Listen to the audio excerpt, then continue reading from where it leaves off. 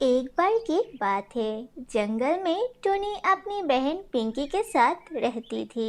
पिंकी का रंग काला था। वो देखने में भी छोटी थी, इसलिए दूसरे पक्षी उससे दूर रहती थी, उसका मजाक उड़ाती थी। पिंकी बहुत होशियार और दिल की बड़ी हिम्मत वाली चिड़िया थी। एक दिन पिंकी बाहर खेल रही थी, तभी वहाँ कौवा आ जाता है।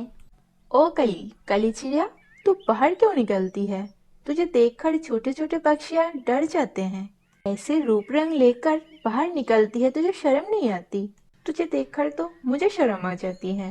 सुबह सुबह तुझे मेरे सामने आना था।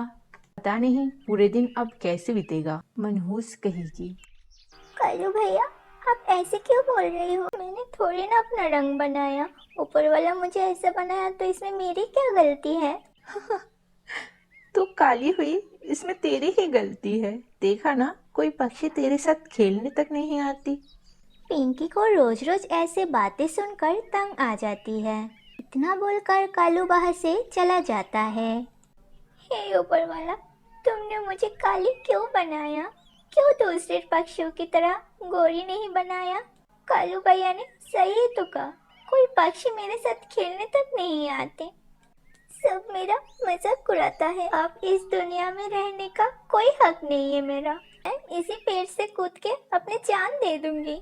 पिंकी पेड़ से कूदने वाली थी, तभी बाहर टुनी आ जाती है। पिंकी, मेरी बहन, तो ये क्या कर रही है? दीदी, मुझे अब और इस दुनिया में नहीं रहना। चुप कर जा पागल, क्या बोल रही है ये सब?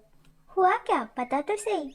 तुम्हें तो पता ही है दीदी, रोज रोज सब मुझे ताने सुनाते हैं। कोई पक्षी मेरे साथ खेलना ही नहीं चाहता, ना कोई मेरे साथ बात करता है।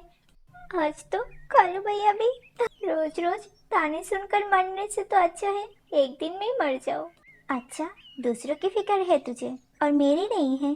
तू अगर मर जाएगी तो मेरा क्या होगा? मैं कैसे जीऊंगी तेरे बिना? चल, तुझे किसी के साथ खेलने की कोई जरूरत नहीं है। तू आज से मेरे साथ ही खेलेगी।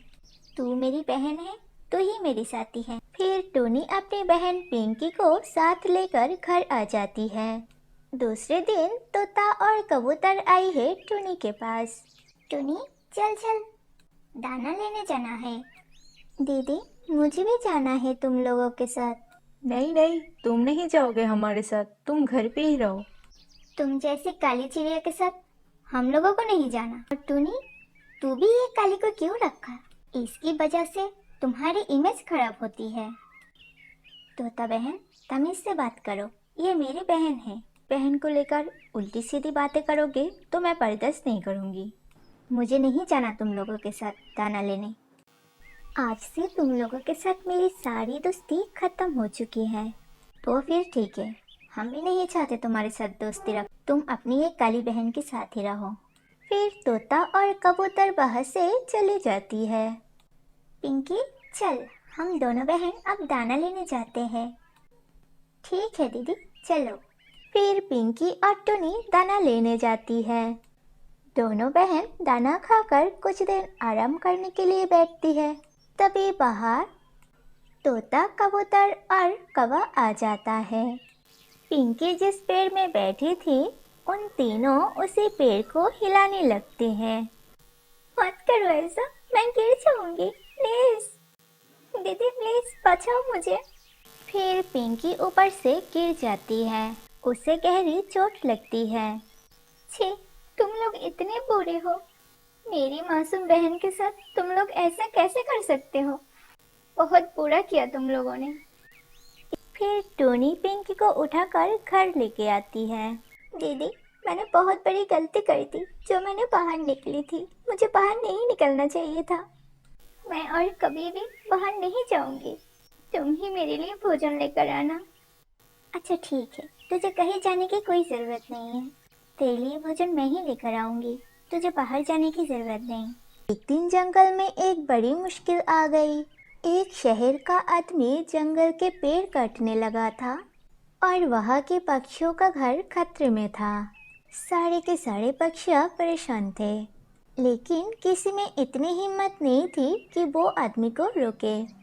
कालू जी, ये आदमी तो इस तरह पेड़ काट रहे हैं कि कुछ दिन बाद हमारे घर भी टूट जाएगा। कुछ करिए ना। ऐसे ही चलता रहा तो हमारा बच्चा का क्या होगा? हम इसको लेकर कहाँ जाएंगे?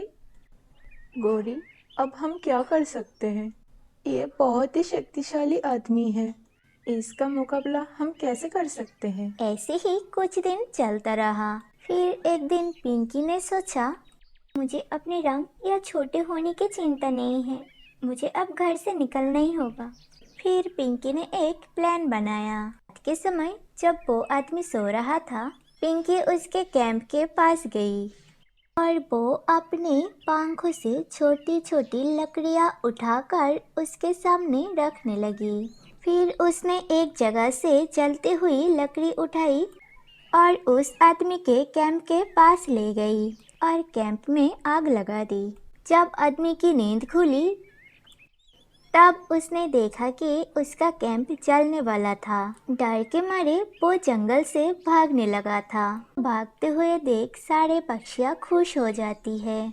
फिर सारी पक्षियाँ पिंकी के पास आती हैं। पिंकी, हम लोगों ने तुम्हारे साथ बहुत बड़ी गलती कर दी। तुम्हारे रंग को लेकर हम तुम्हें कितने ताने सुनाए, तुमसे तुम्हारी खुशियाँ छीन ली। तुम हम लोगों को माफ कर दो। पिंकी, तुम्हारा रंग काला हो या तुम छोटी हो, तुम्हारे जैसे होशियार और हिम्मत वाले कम लोग होते हैं। आज से तुम हमारे दोस्त हो। तुम हमारे साथ ही खेलोगे, दाना लेने जाओगे। उस दिन के बाद सब पिंकी चिड़िया के दोस्त बन गए और जंगल फिर से खुशहाल हो गया। पिंकी चिड़िया ने सबको सिखाया कि रंग या आकार से जरूरी होती है हिम्मत और होशियारी। हिम्मत और होशियारी से हर मुश्किल को जीता जा सकता है, चाहे आप कैसी भी हो।